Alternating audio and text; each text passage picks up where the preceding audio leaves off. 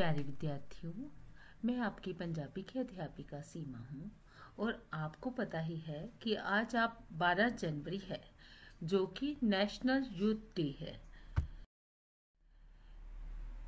ये हम स्वामी विवेकानंद जी के जन्म दिवस के उपलक्ष्य में मनाते हैं। स्वामी विवेकानंद का जन्म 12 जनवरी 1863 को कोलकाता के कायस्थ परिवार में हुआ था। उनका बचपन का नाम नरेंद्र दत्त था। स्वामी विवेकानंद के पिता विश्वनाथ दत्त कलकत्ता हाई कोर्ट के वकील थे, जबकि मां भुवनेश्वरी देवी धार्मिक विचारों वाली महिला थी। स्वामी विवेकानंद बचपन से ही पढ़ाई और अध्ययन में रुचि थी। 1881 में विवेकानंद जी की मुलाकात रामकृष्ण परमहंस जी से हुई और वहीं उनके गुरु बन गए। अपने गुरु रामकृष्ण से प्रभावित होकर उन्होंने 25 साल की उम्र में संन्यास ले लिया। संन्यास लेने के बाद उनका नाम स्वामी विवेकानंद पड़ा। 1886 में रामकृष्ण परमहंस का निधन हो गया। स्वामी विवेकानंद ने 1897 में कोलकाता में रामकृष्ण मिशन की स्थापना की थी। इसके एक साल बाद उन्होंने गंगा नदी के किनारे बेलूर में रामकृष्ण मठ की स्थापना की और 4 जुलाई 1902 में महज 39 वर्ष की अल्प आयु में विवेकानंद जी का बेलूर मठ में निधन हो गया। स्वामी विवेकानंद जी एक ऐसे संत थे जिन्होंने धर्म को सिर्फ पूजा पाठ तक सीमित नहीं रखा, बल्कि उन्होंने इसे जीवन जीने का एक तरीका बना दिया।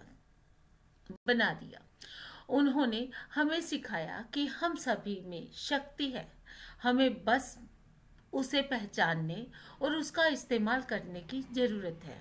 उन्होंने युवाओं को देश सेवा के लिए प्रेरित किया और उन्हें बताया कि वे भारत के भविष्य हैं। शिकागो में विश्व धर्म संसद में स्वामी जी का भाषण भारतीय संस्कृति का एक शानदार परिचय था। उन्होंने दुनिया को बताया कि भारत सिर्फ एक देश नहीं बल्कि यह एक विचार है। उन्होंने दुनिया के सामने भारत की प्राचीन संस्कृति और दर्शन को रखा। आज हम सब यहाँ स्वामी विवेकानंद जी की जयंती मनाने के लिए एकत्रित हुए हैं। 12 जनवरी सिर्फ एक तारीख नहीं है, बल्कि यह भारत के युवाओं के लिए एक प्रेरणा का दिन है। स्वामी जी एक ऐसे महापुरुष थे जिन्होंने न केवल भारत को बल्कि पूरी दुनिया को एक नई दिशा दिखाई। उन्होंने कहा, arise, awake and stop not until the goal is reached.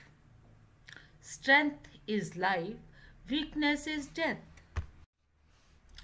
Stand up, be bold, be strong. Take the whole responsibility on your own shoulder. And know that you are the creator of your own destiny. You have to grow from the inside out. None can teach you.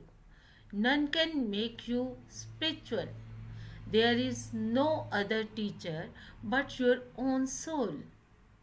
And he said, take up one idea.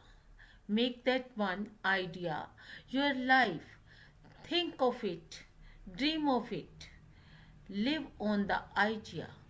Let the brain, muscles, nerves, every part of your body be full of that idea, and just leave every other idea alone. This is the way to success. In a day when you don't come across any problem, you can be sure that you are traveling in a wrong path.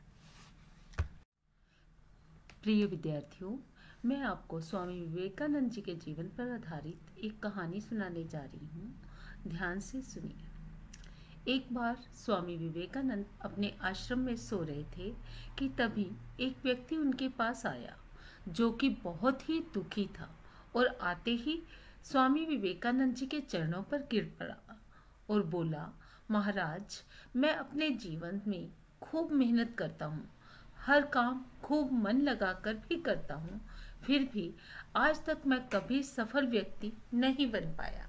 उस व्यक्ति की बातें सुनकर स्वामी विवेकानंद जी ने कहा, ठीक है, आप मेरे इस पालतू कुत्ते को थोड़ी देर के लिए घुमा कर लाएं, तब तक आपकी समस्या का समाधान ढूंढता हूँ। इतना कहने के बाद वह व्यक्ति कुत्ते को घुमाने के लिए चला गया और फिर कुछ समय बीतने के बाद वह व्यक्ति वापस आया तो स्वामी विवेकानंद जी ने उस व्यक्ति से पूछा कि यह कुत्ता इतना हाफ क्यों रहा है, जबकि तुम थोड़े से भी थके हुए नहीं लग रहे, तो आखिर ऐसा क्या हुआ? इस पर उस व्यक्ति ने कहा कि मैं तो सीधा अपने रास्ते पर चल रहा था, जबकि यह कुत्ता इधर उधर रास्ते भर भागता रहा और कुछ भी देखता तो उधर ही दौड़ दौड़ जाता था, जिसके कारण यह इतना थक गया है। इस पर स्वामी विवेकानंद जी मुस्कुराते हुए कहा कि बस यही तुम्हारे प्रश्नों का जवाब है।